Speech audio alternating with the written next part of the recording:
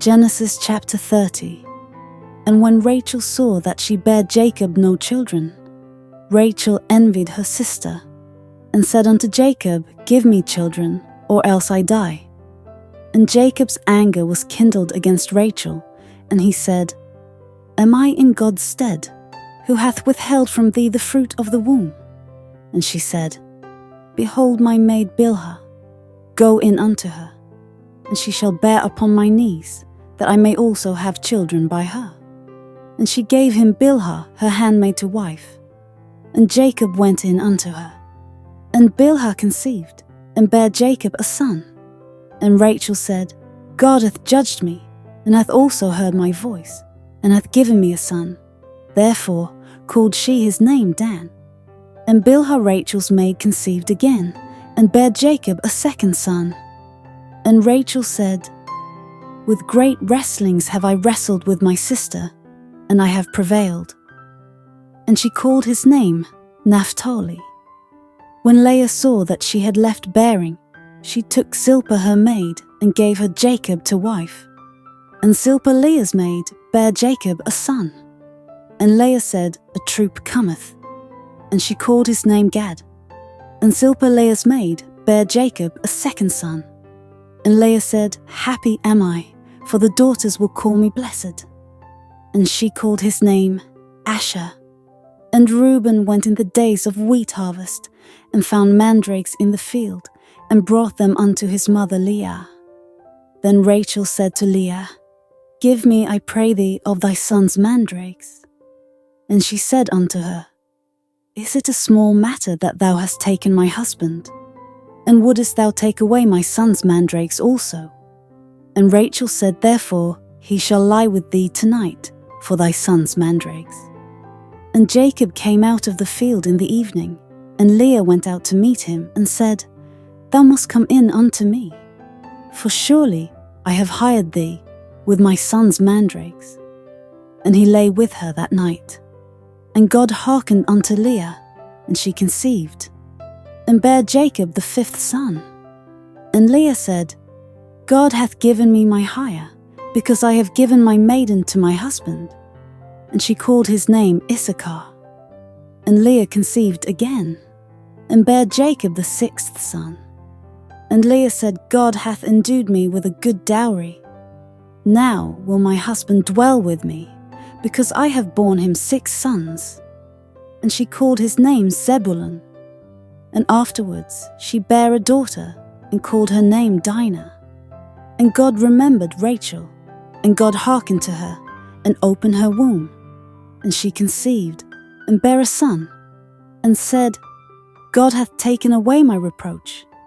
And she called his name Joseph, and said, The Lord shall add to me another son. And it came to pass, when Rachel had borne Joseph, that Jacob said unto Laban, Send me away, that I may go unto mine own place, and to my country. Give me my wives and my children, for whom I have served thee, and let me go, for thou knowest my service, which I have done thee. And Laban said unto him, I pray thee, if I have found a favour in thine eyes, tarry. For I have learned by experience that the Lord hath blessed me for thy sake. And he said, Appoint me thy wages, and I will give it.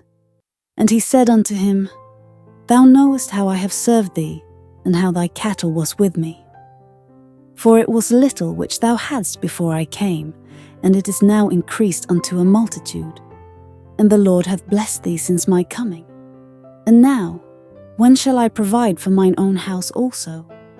And he said, What shall I give thee?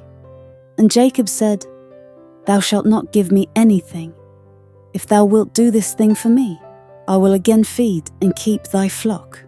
I will pass through all thy flock today, removing from thence all the speckled and spotted cattle, and all the brown cattle among the sheep, and the spotted and speckled among the goats.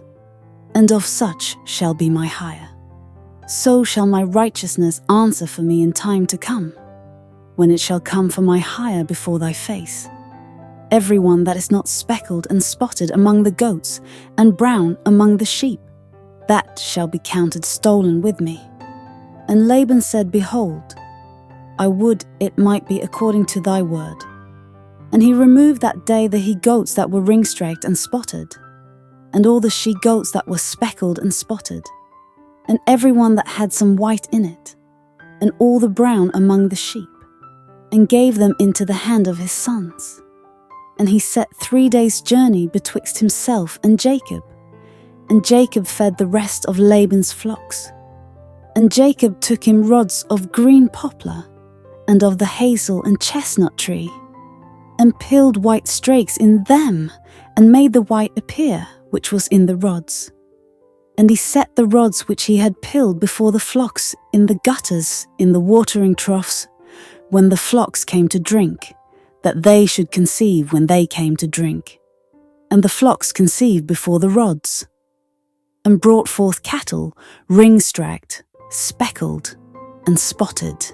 And Jacob did separate the lambs, and set the faces of the flocks toward the ring-straked, and all the brown in the flock of Laban. And he put his own flocks by themselves, and put them not unto Laban's cattle. And it came to pass, whensoever the stronger cattle did conceive, that Jacob laid the rods before the eyes of the cattle in the gutters, that they might conceive among the rods. But when the cattle were feeble, he put them not in so. The feebler were Laban's, and the stronger Jacob's. And the man increased exceedingly, and had much cattle, and maidservants, and menservants, and camels, and asses.